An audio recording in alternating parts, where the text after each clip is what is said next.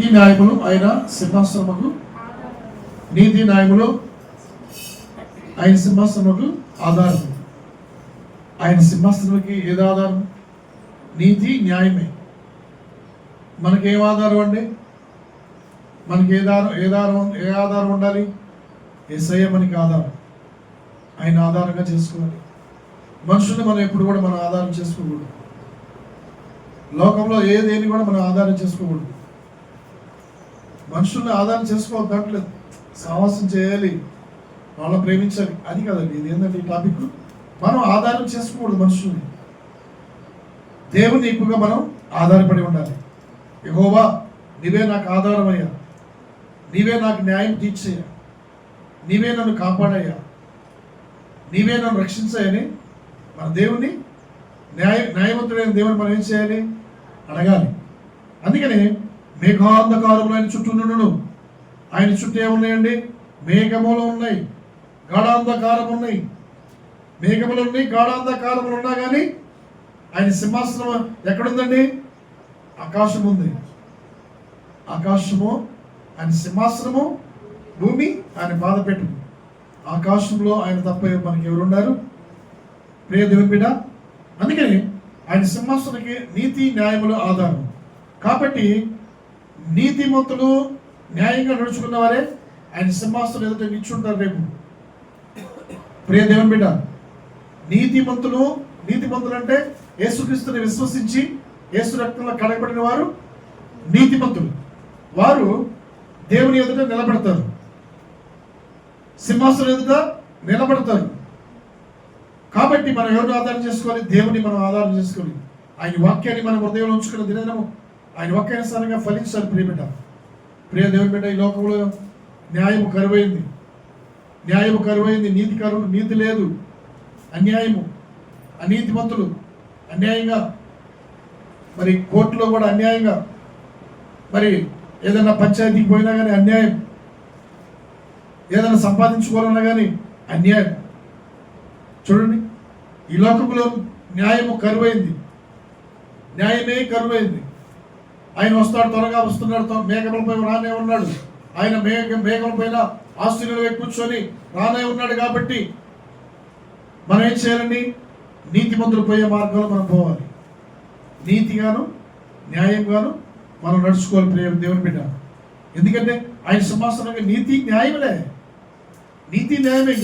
ఏది ఉండదండి అక్కడ మరి అపరిశుభ్రత కానీ అనీతి కానీ ఉండదు. ప్రియ దేవుని బిడ్డ, నీతి న్యాయములు జరిగిస్తాడు ఆయన. మరి యేసు ప్రభు వారిని కూడా పిలాతు దగ్గరికి తీసుకొచ్చారు. పిలాతు దగ్గర తీసుకొచ్చినప్పుడు పిలాతు అంటాడు, అయ్యా ఈయనలో ఏ పాపం లేదు కదయ్యా, ఏ దోషం లేదు కదా, ఈయన్ని సిలువ ఎందుకు వేయాలి? యోహాను సువార్త 19వ అధ్యాయము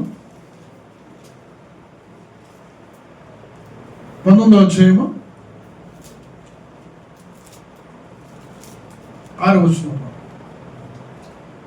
యోహాను సువార్త 19:6. ప్రధాన యాజకులను బంట్రౌతులను ఆయన చూసి సిలువేయము అని కేకలు వేయగా పిలాతు ఆయన యందు నాకు ఏ దోషము కనబడలేదు కనుక మీరే ఆయన తీసుకొని పోయి సిలువేయడని వారితో చెప్పాను. అందుకు యూదులు మాకు ఒక నియమము కలదు, తాను దేవుని కుమారుడని ఇతడు చెప్పుకొని గనుక ఆ నియమము చొప్పున ఇతడు చావాలని చదువు. పిలాతు ఆ మాట విని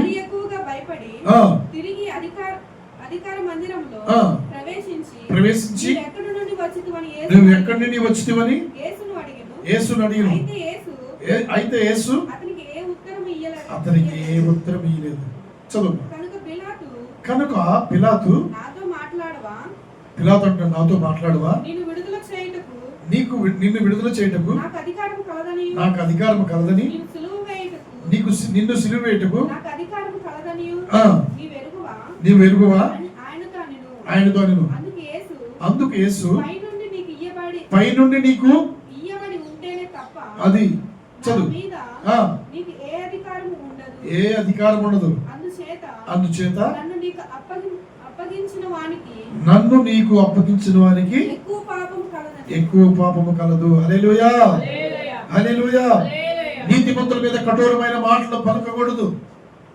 దేవుని చేత అభిషేకించిన వారి మీద కఠోరమైన మాటలు పలకకూడదు, దూషించకూడదు. నీతిమంతులు అభిషేకించిన దేవుని చేత ఆశ్రయించబడిన మనం, దేవుని చేత మనం ఆశ్రయించబడిన వారు నీతిమంతులు. మనం నీతిమంతులే కదమ్మా, కదా? ఎందుకని? ఆయన విశ్వసించాం, ఆయన రక్తంలో కడగబడ్డాం మనం. కాబట్టి మనం నీతిమంతులు. నీతిమంతులు ఎప్పుడు కూడా మనం దూషించకూడదు. నీతిమంతులు ఎప్పుడు కూడా మనం శపించకూడదు. ప్రియబిడ్డ, నీతిమంతుడైన యేసయ్యని తీసుకొచ్చారు. సిలువ వేయడానికి తీసుకొచ్చినప్పుడు అక్కడ బంట్రోతులను, యూదులను, సైన్యులు ఏమంటున్నారు? కేకలు వేస్తున్నారు, సిలువేయండి, సిలువేయండి, సిలువేయండి, సిలువేయండి, కేకలు వేస్తున్నారు. కేకలు వేస్తుంటే అప్పుడు పిలాతు అంటాడు, ఈయనలో ఏ దోషం లేదే, ఈయనలో ఏ పాపం, న్యాయం న్యాయం చెప్తున్నాడు. అప్పుడు ఈ ప్రజలు అంటున్నారు, ఈ యొక్క బంట్రోతులు, యూదులు ఇలా అంటారు, సైన్యం అంటున్నారు, ఇతడు ఎక్కడి నుంచి వచ్చిన వాడే, ఇతడు ఎక్కడి నుంచి వచ్చినాడు, ఎక్కడి నుంచి వచ్చాడు? నేనా మనకి మన దేశం వచ్చి, యూదా దేశం వచ్చి మనకి నేనే దేవుణ్ణి, నేనే దేవుణ్ణి, నేనే దేవుణ్ణి, నేనే రాజుని అని చెప్తున్నాడు. రాజు, నేను రాజునే ఉండగా, నేను రాజునే ఉండగా, కైసరు రాజే ఉండగా, ఇక రాజు ఎవరు? రాజు లేడు. నేనే రాజునని అక్కడ ప్రజలు చెప్తున్నారు. అయ్యా, కైసరు తప్ప మనకు రాజు ఎవడు లేడయ్యా. ఈ లోకంలో రాజులు ఉండొచ్చు, యేసు రాజు, రాజులకు రాజు, ప్రభులకు ప్రభు, అనంత స్తోత్రాలుడు. ఆయన రారాజుగా ఈ లోకానికి వచ్చాడు. ఈ లోకానికి వచ్చి ప్రజలందరికీ రక్షణ కలగడానికి, పాపములు తీసివేటకు యేసుక్రీస్తు వారు ఈ లోకానికి వచ్చాడు రారాజుగా. కాబట్టి మనకు రాజు అయి ఉండగా, కైసరు రాజు అయి ఉండగా మనకి రాజు ఎవరు? మనకి రాజు ఎవరు లేడు. మనకి రాజు మనకు అక్కర్లా. అప్పుడు పిలాతు అంటున్నాడు, నువ్వు నాతో మాట్లాడవా? నువ్వు నాతో మాట్లాడవా? నువ్వు నాతో మాట్లాడు. నువ్వు నాతో మాట్లాడితే నేను నిన్ను విడుదల చేస్తా అంటున్నాడు. చూడండి, యేసు ప్రభు వారు ఎందుకు వచ్చారు ఈ లోకానికి? ఎన్నో శ్రమలు పడి, బాధలు పడి, కష్టాలు పడి, చనిపోయి 3వ దినం తిరిగి లేవాలి. పిలాతు, నువ్వు నాతో మాట్లాడవా?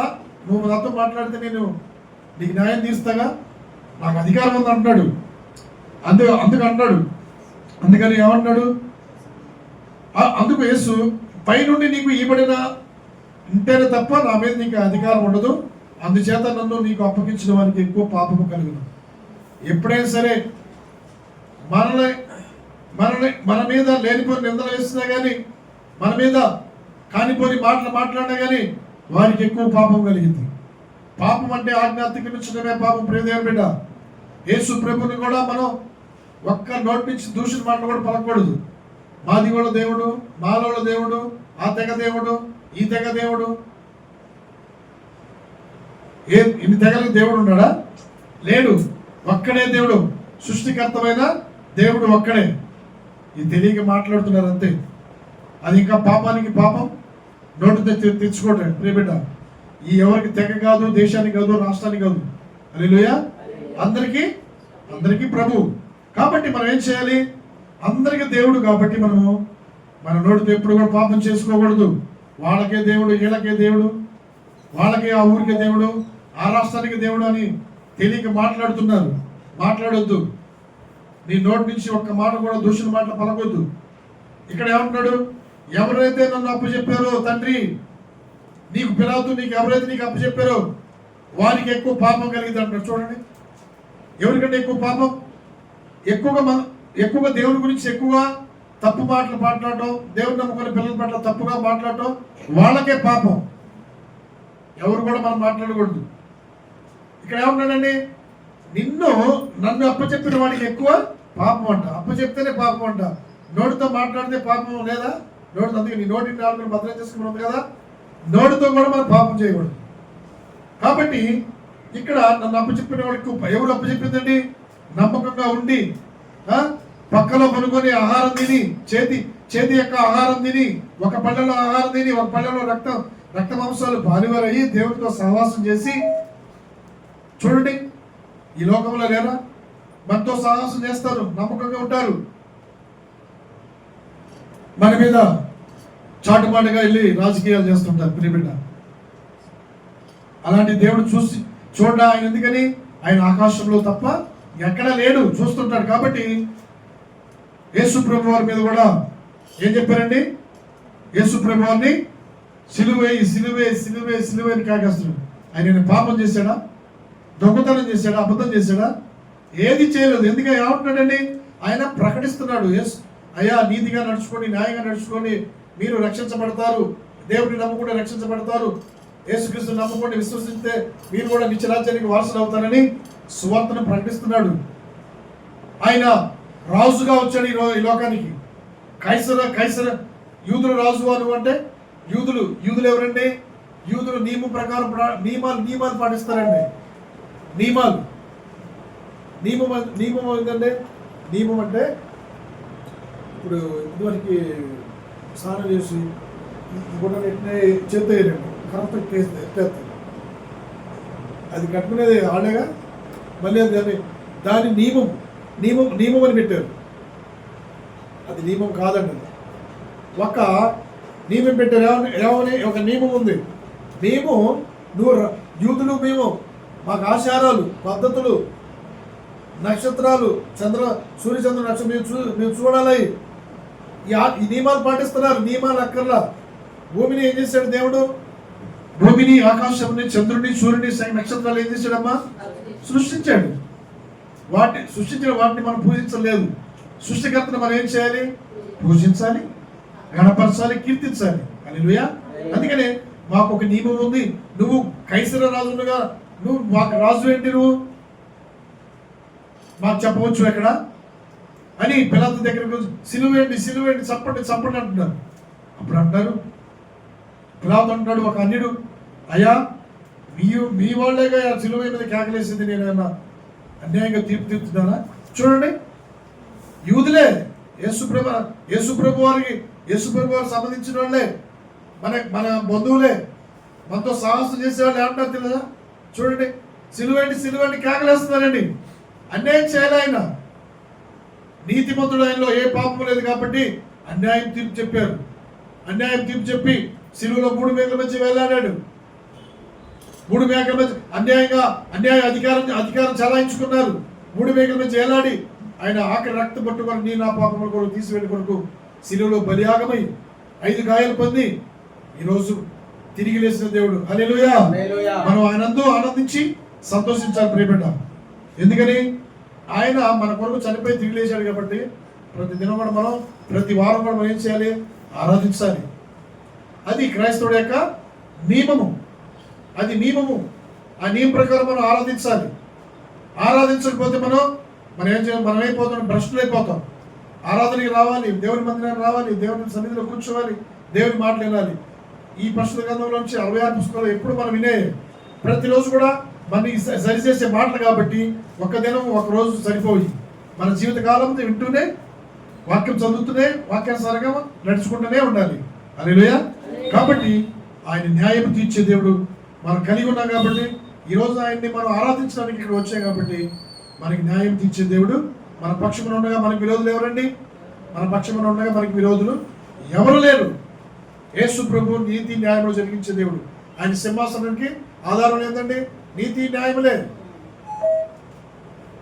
ఒక రాజుగా ఉండవలసిన వాడు, ఒక దేశానికి, ఒక సంస్థానానికి రాజుగా ఉండవలసిన వాడు, రాజు తప్పు చేస్తే ఇంకేముందండి? ప్రజలు తట్టుకోగలుగుతారా? ప్రజలు ఎక్కడ ఉండగలుగుతారండి? ఒక రాజు పేరు పొందిన దావీదు మహారాజు తప్పు చేశాడండి. తప్పు చేసినప్పుడు ఏం చేశాడండి? తప్పు చేసి తప్పును కూడా కప్పుకునేట్టుగా ఉంటారు. పాపం చేసి పాపం తెలియనట్టుగా ఉండేవారు ఉంటారు. అలా ఉండకూడదు ప్రియబిడ్డ.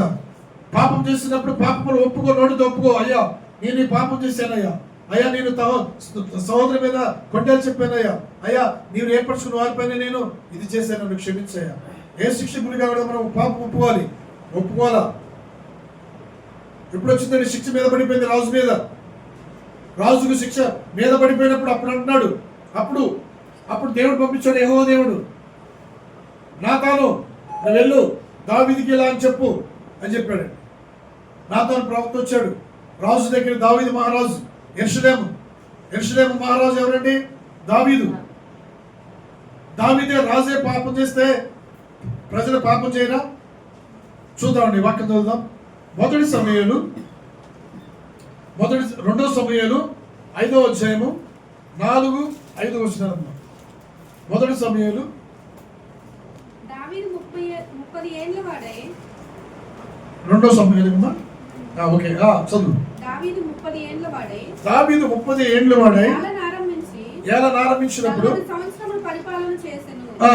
హెబ్రోనులో అతడు యూదా వారందరి మీద 7 సంవత్సరములు 6 మాసములు, యెరూషలేములో ఇశ్రాయేలు యూదాల వారందరి మీద 33 సంవత్సరములు పరిపాలన చేసెను. 33 సంవత్సరములు పరిపాలన చేసెను. యోబుసీయులు దేశంలో నివాసులై ఉండగా రాజును అతని పక్షము వారును యెరూషలేమునకు వచ్చిరి. యోబుసీయులు దావీదు లోపలికి రాలేడని. 2 సమూయేలు 12వ అధ్యాయము. 2 సమూయేలు 12వ అధ్యాయము 1 చదవండమ్మా. కావున యెహోవా నాతానును దావీదు నొద్దకు పంపెను.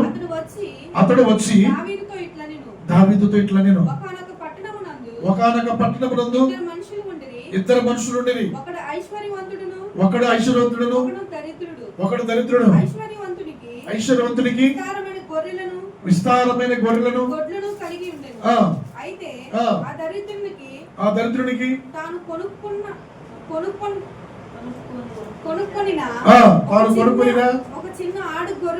ఒక చిన్న ఆడ గొర్రె పిల్ల తప్ప ఏమీ లేకపోయినా వాడు దాన్ని పెంచుకొని చూడగా వాని యొద్దకును వాని బిడ్డల యొద్దను ఉండి పెరిగి వాని చేతి ముద్దలు తినుచు త్రాగుచు పండుకొనుచు కుమార్తె వలె ఉండెను. హల్లెలూయా.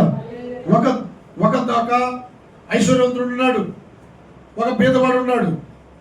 అయితే పేదవాడు ఐశ్వర్యవంతునికి గొర్రెలను అన్ని ఆస్తి ఉంది, ఐశ్వర్యం ఉంది. అయితే పేదవాడు ఏం చేశాడంటే ఒక గొర్రె పిల్ల కొనుక్కున్నాడు. ఒక గొర్రె పిల్ల కనుక్కొని ఆ గొర్రె పిల్లని ఎలా పెంచుతున్నాడండి? తన పక్కలో పనుగ పెట్టుకుంటున్నాడు, పాలు పెడుతున్నాడు, మంచిగా శ్రేష్టమైన ఆహారం, దానికి గడ్డిని అన్ని కూడా పాలు కూడా పడుతున్నాడు.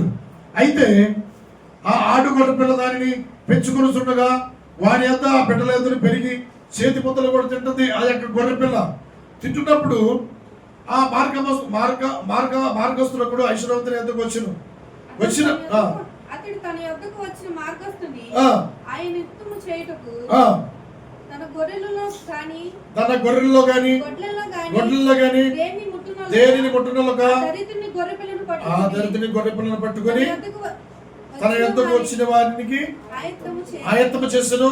దావీదు ఈ మాట విని ఆ మనుషుల మీద బహుగా కోపించుకొని యెహోవా జీవము గల తోడు నిశ్చయముగా ఈ కార్యము చేసిన వాడు మరణపాత్రుడు. వారి కనికరము లేక ఈ కార్యము చేసిన కనుక ఆ గొర్రె పిల్లకు ప్రతిగా 4 గొర్రె పిల్లలు ఇయ్యాలి అని నాతాను చెప్పాడు ప్రవక్త. కింద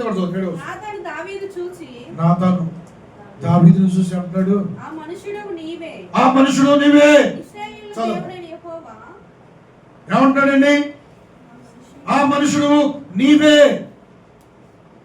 ఇప్పుడు నేనున్నానండి, తప్పు చేసి ఆ మనుషుడు నువ్వే అంటే ఎంత ఆశ్చర్యం వేసిందమ్మా, భయపడుతుందా? ఒక దరిద్రుని యొక్క గొర్రెపిల్ల, దరిద్రుడు గొర్రెపిల్ల కావాలా? వాడికి అన్ని గొర్రెపిల్లలు ఉన్నాయి, అన్ని ఎడ్లు ఉన్నాయి, వాడికి అన్ని కావాల్సినవి ఉన్నాయి. ఒక దరిద్రుని యొక్క గొర్రెపిల్ల కావాలా? అది లాలన చేస్తూ దరిద్రుడు ఏం చేస్తున్నాడంటే చక్కగా పోషించుకుంటున్నాడు. పాలు పెడుతున్నాడు, మంచి ఆహారం ఇస్తున్నాడు, అది మంచిగా పెరుగుతుంది. తన పక్కలో కూడా పొరుగు పెట్టుకుంటున్నాడు గొర్రె పిల్లని. ఈ యొక్క మార్గస్తుడు ఒకడు వచ్చి ఆ గొర్రె పిల్ల కావాలని తీసుకుని వెళ్ళాడు. చూడండి ఎంత అన్యాయం చేశాడు. చూడండి దేవుడు ఏం చేశాడని. పూర్వకాలంలో ప్రవక్తల ద్వారా దేవుడు మాట్లాడించేవాడు. దేవుడు ఏమైనా ప్రవక్తలు పంపించేవాడు. నువ్వు వెళ్ళు ఇంతతో మాట్లాడు, నువ్వు వెళ్ళు ఏమితో మాట్లాడని ప్రవక్తలు పంపించేవాడు. నాతాను ప్రవక్త వచ్చాడు దావీదు దగ్గరికి, రాజు, కొన్ని సంస్థానాలకు అధిపతి వచ్చి అంటున్నాడు. ఏమంటున్నాడు? అయ్యా ఇలా జరిగిందంటే అప్పుడు దావీదు అంటాడు తెలుసా, నేను ఒక గొర్రె పిల్లకి బదులుగా 4 గొర్రె పిల్లలు ఇస్తానంటాడు. చూడండి అసలు మ్యాటర్ ఏంటంటే దేవుడు పంపించాడు. ఇండైరెక్ట్ గా అడుగుతున్నాడు. డైరెక్ట్ గా అడుగుతున్నాడు. దావీదు అర్థం చేసుకోవాలా, అసలు పాపం చేసింది ఎవరో తెలుసా? నీవే పాపం చేశావు. పాపం చేసి కప్పుకుంటున్నావా?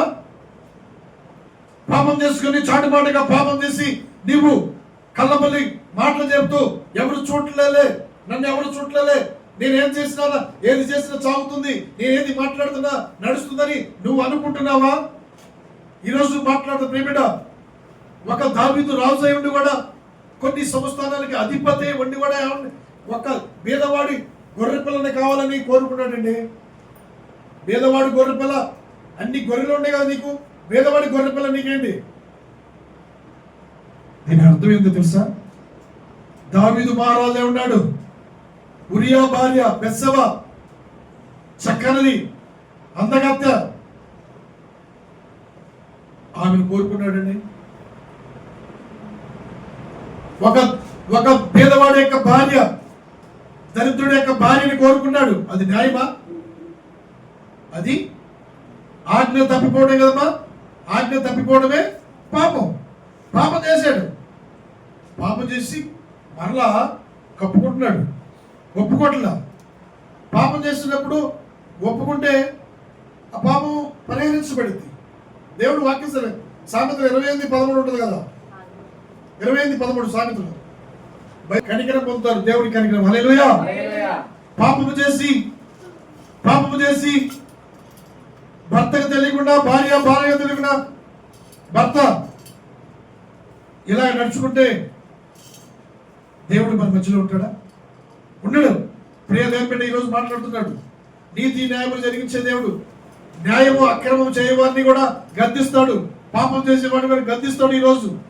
అందుకని దావీదు అంటాడు, నాతాను ప్రవక్త వచ్చి, అయ్యా ఇట్లా జరిగిందయ్యా, దళితుని గొర్రె పిల్లలు తీసుకుని వెళ్ళాడయ్యా, మార్గం మీద ఐశ్వర్యవంతులు వచ్చి అంటే వారికి కోపం వచ్చేసింది దావీదుకి. చూడండి, పాపం చేసాడు ఎప్పుడైనా కోపం పడతాడు కదన్నా. ఏదైనా అర్థం చేసాడు కూడా 4 గొర్రె పిల్లలు వేయాలి అని మళ్ళీ ఏమంటాడు, వాడు మరణానికి పాత్రుడు. ఎప్పుడైనా సరే మన నోటి నుంచి మనమే శాపాలు పెట్టుకోకూడదు. మరణానికి పాత్రుడు అంటున్నాడు దావీదు మహారాజు. అప్పుడు నాతాను ప్రవక్త అన్నాడు, ఎవరయ్యా అసలు ఇంతకీ ఎవరు నా దగ్గరకు వచ్చి నువ్వు న్యాయం తీర్చమంటున్నావు? అసలు ఎవరయ్యా అన్నాయని అసలు ఎవరు చెప్పమంటే, ఆ మనుషుడు నువ్వే దరిద్రుని యొక్క భార్యను ఆశించి ఉరియాని సైన్యానికి యుద్ధంలో పంపించి వారికి ఎదుట వాళ్ళకి ఏం చెప్పాడు తెలుసా? ఆ సైన్యంలో నా సైన్యం గారు చెప్పి ఉరియాని ముందు పెట్టండి, మీరు ఎనకుండండి. ఉరియాని ముందు పెట్టారు. ఉరియా సైన్యంలో సైన్యాధికారి కదా, రోషం కలిగి యుద్ధం చేస్తున్నాడు. ముందున్నాడు, సైనికులు ముందుంటే వారు ఏం చేశారు? బాణం వేసేశారు. దావీదు చేసిన పాపానికి, దావీదు చేసిన కుట్రకి చనిపోయాడు. ఉరియా చనిపోయాడు. చూడండి, ఉరియా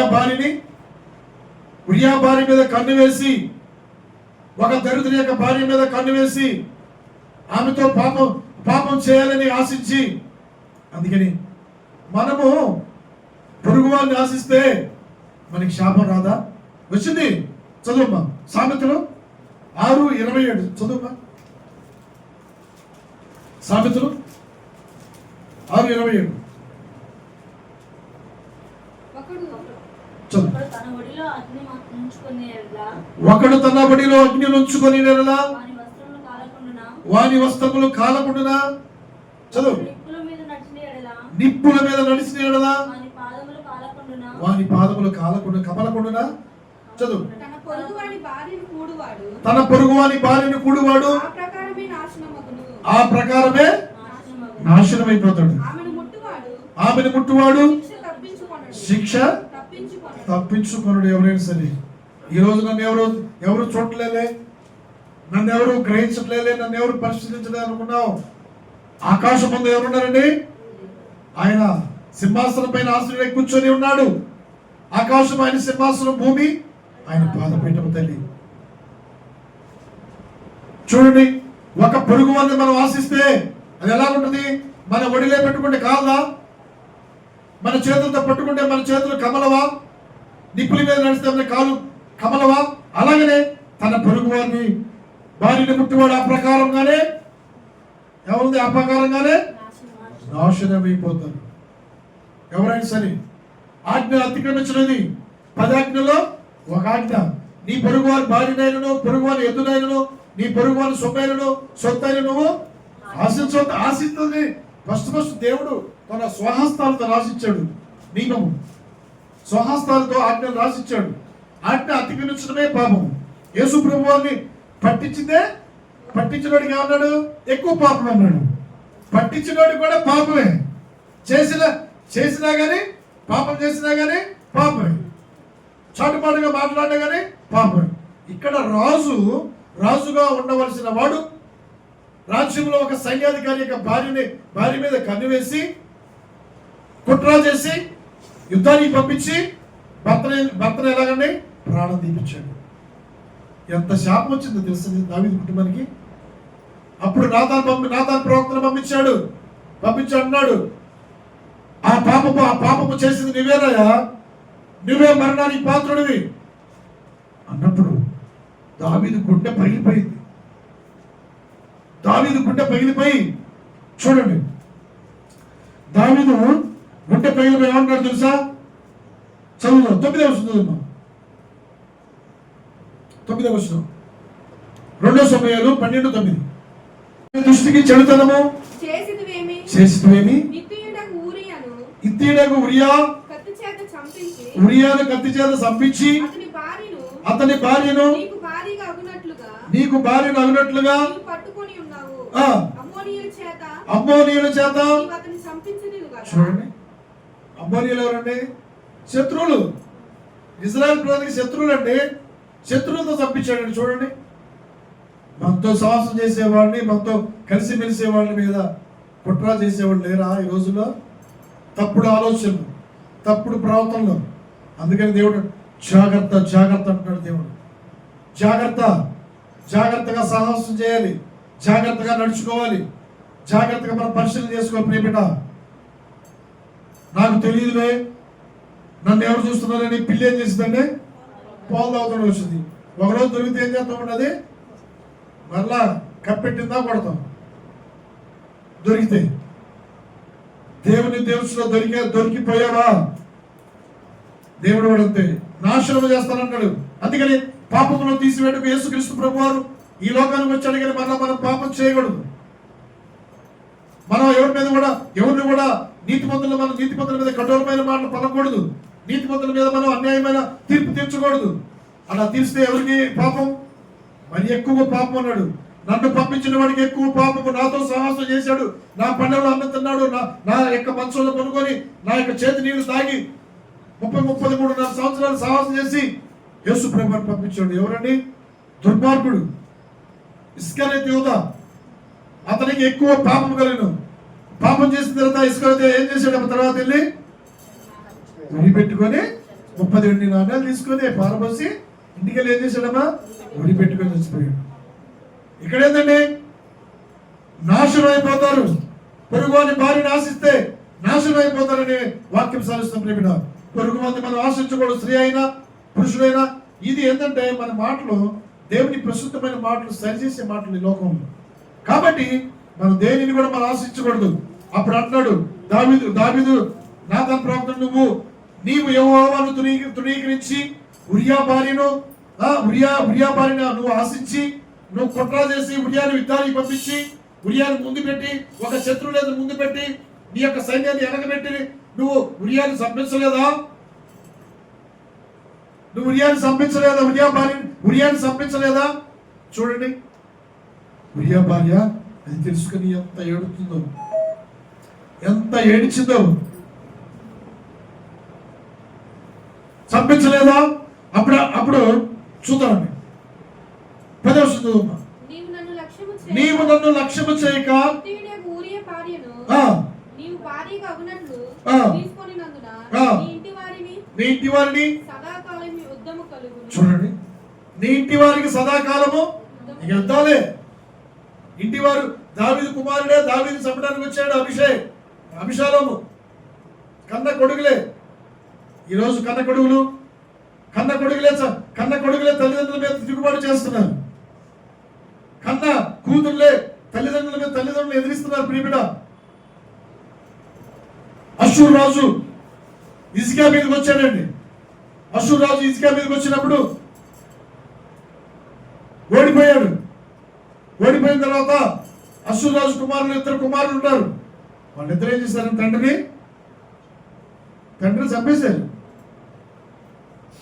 ఎందుకని? దేవునికి విరోధంగా ఇజ్రాయెల్ మీదకి వెళ్ళాడు యుద్ధానికి, ఓడిపోయాడు. కన్న కొడుకులే చంపేశారు. తెలుసా?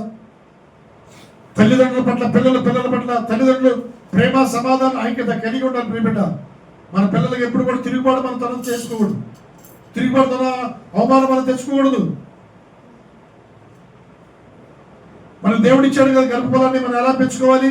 విద్యాబుద్ధులతో జ్ఞానంతో మనం పెంచుకోవాలి. ఒకరి సొత్తు మనం పట్టుకోవచ్చా? పెళ్ళయింది ఒక భర్తకి భార్య, ఒక భార్యకి భర్త అయినప్పుడు ఇంకోటి మనం కోరుకోవచ్చా? మన మనసులందు కూడా కోరుకోకూడదు, మన చూపులతో కూడా చూసుకోకూడదు. మనం సంతృప్తి పడి ఉండాలి. నా భర్త నాకు సంతోషిస్తాడు. నీ భర్తతో ఏం చేయాలి? సంతోషించు. ఉంది వాక్యం కూడా ఉంది. సామెతలు ఇంకో వాక్యం చెప్పి నేను ముగిస్తాను. సామెతలు, నీ భర్తతో సంతృప్తి పడు, నీ భర్తతో సంతోషించు అని దేవుడు వాక్యం. నువ్వు కట్టడిలో నువ్వు ఎందుకు మీరుతున్నావు? చదువు. సామెతలు 5వ అధ్యాయం 18 వస్తుంది.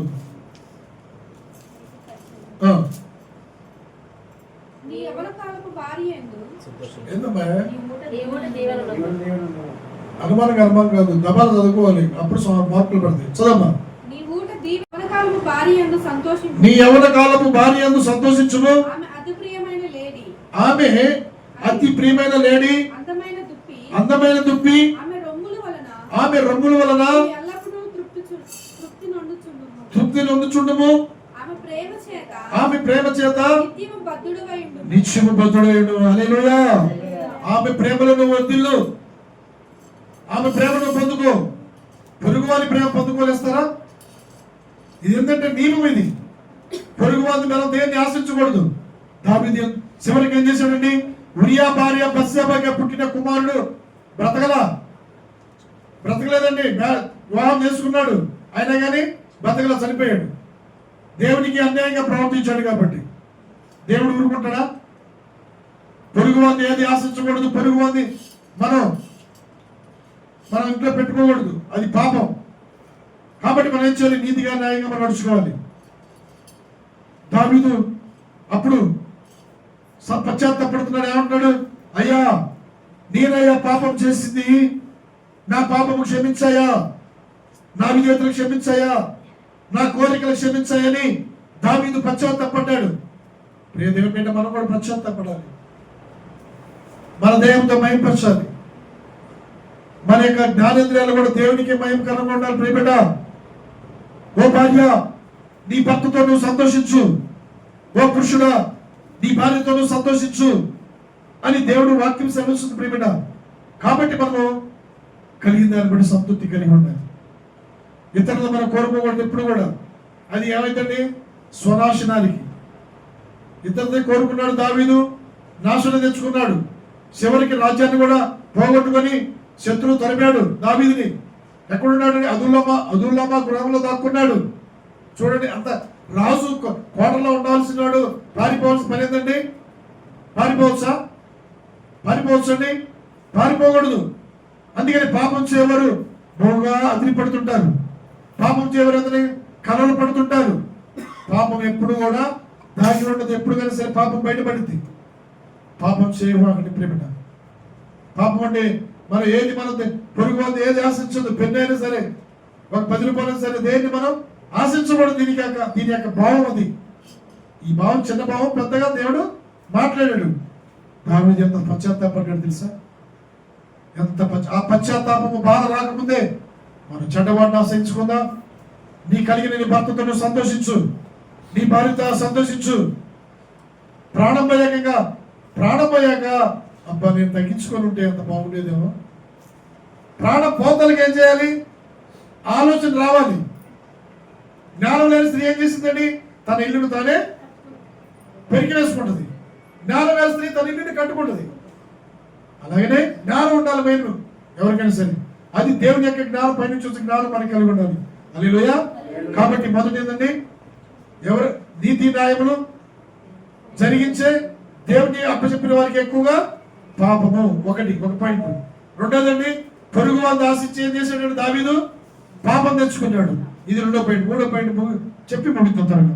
హల్లెలూయా, హల్లెలూయా, హల్లెలూయా. లోకాసు వార్త 19:8. లోకాసు వార్త 19:8.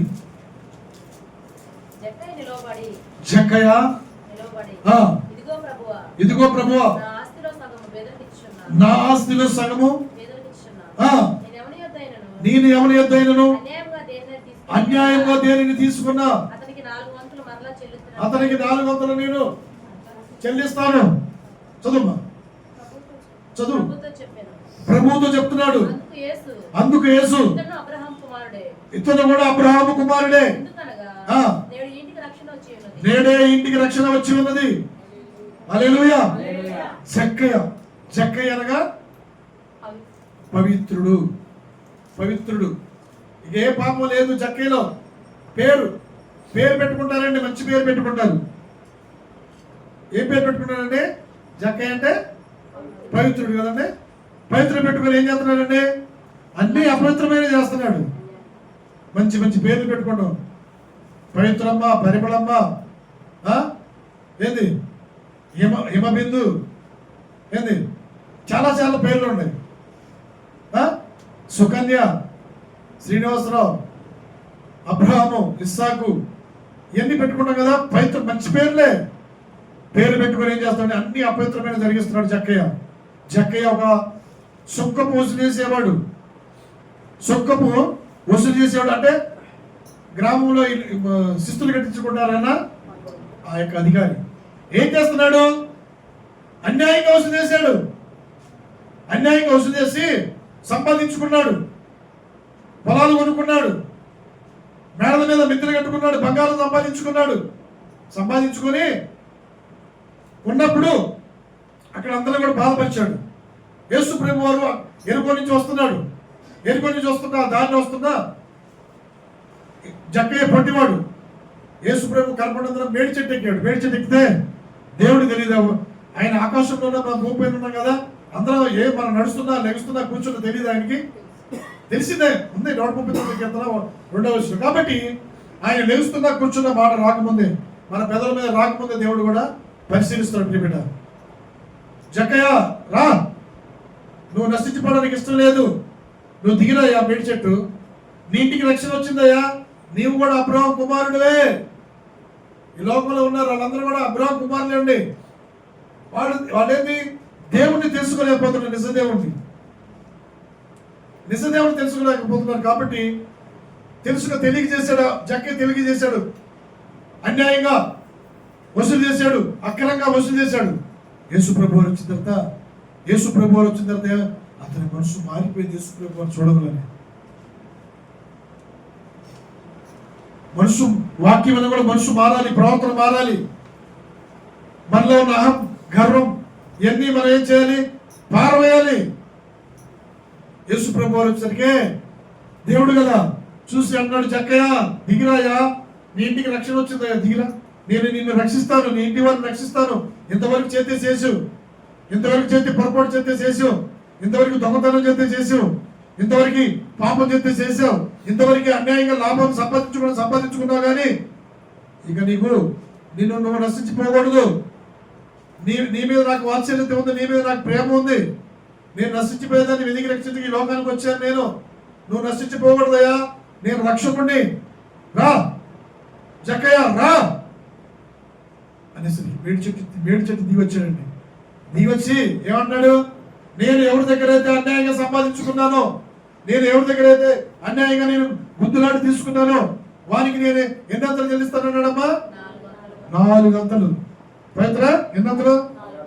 అంతేకమ్మా, 4 అంతలు చెల్లించాలి కదా. 100 రూపాయలు తీసుకుంటే 400 ఇవ్వాలి, 40,000 తీసుకుంటే 1,20,000 ఉన్నాయి అతని దగ్గర ఉన్నాయి కాబట్టి ఇస్తానన్నాడు. ఎందుకని? సంపాదించుకున్నాడు కదా, అన్యాయంగా సంపాదించుకున్నాడు, మేడలు కట్టుకున్నాడు, బంగారం సంపాదించుకున్నాడు, గొర్రెలు భూములు సంపాదించుకున్నాడు, అపార్ట్మెంట్లు కొన్నాడు. తెలుసు, అయ్యా నా తప్పు క్షమించయ్యా, నా కుటుంబంపైకి రాకూడదయ్యా, నా పిల్లలపైకి రాకూడదయ్యా, నీ న్యాయంగానే సంపాదించుకుంటానయ్యా, నీ న్యాయంగానే నీ దగ్గర నడుచుకుంటానయ్యా, ఇంతవరకు నేను చేశానయ్యా పాపం తెలియక, నన్ను క్షమించయ్యా, నీతిమంతుల మీద కఠోరమైన మాటలు పలికానయ్యా, నన్ను క్షమించయ్యా, నా కుటుంబంపైకి రావద్దయ్యా శాపము, మీరు అభిషేకించిన అభిషక్తుల మీద నేను తిరుగుబాటు చేశానయ్యా, నన్ను క్షమించయ్యా, అయ్యా నన్ను క్షమించయ్యా, నేను నా భార్యతోనే సంతృప్తి పొందుతానయ్యా, నేను నా భర్తతోనే సంతోషం కలిగి ఉంటానని మీ యొక్క సేవకులు నాయన ద్వారా నాతో మాట్లాడారయ్యా. అయ్యా నా కలిగితాన్ని సంతోషిస్తానయ్యా, నన్ను క్షమించయ్యా, నేను 4 అంతలు చెల్లిస్తానయ్యా, 4 అంతలు చెల్లిస్తాను. హల్లెలూయా. 4 అంతలు చెల్లించాలి. ఏదైనా సరే మనం అన్యాయంగా ఏది చేసినా సరే 4 అంతలు మనం చెల్లించాల్సిందే. జక్కే చెల్లించిన మనం కూడా చెల్లించాల్సిందే. జక్కయ్య రాయా, నీ ఇంటికి రక్షణ వచ్చిందని 4 అంతలు చెల్లించాడు. 4 అంతలు చెల్లించి దేవునికి కుమారుడయ్యాడు. నువ్వు కూడా మనందరం అబ్రహాం కుమారుడే కదా. ఏబాయ్ మనందరం అబ్రహాం కుమారులేరా? ఎవరు కుమారులు? అబ్రహాము కుమారులము. అబ్రహాముని దీవించి ఆశ్రయించి ఏమన్నాడు దేవుడు? ఆకాశ నక్షత్రములలే నిన్ను నేను ప్రకాశింపజేస్తాను, ఇసుక లేని వల్ల మీ సంతానాన్ని భూమి మీద విస్తరింపజేస్తానని దేవుడు వాగ్దానం చేయలేదా? అబ్రహాం సంతానం మనం.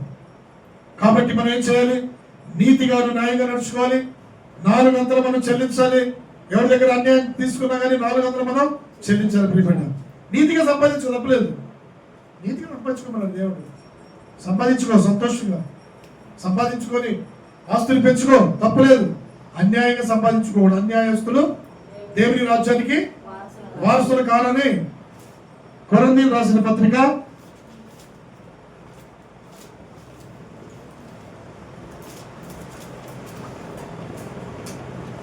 1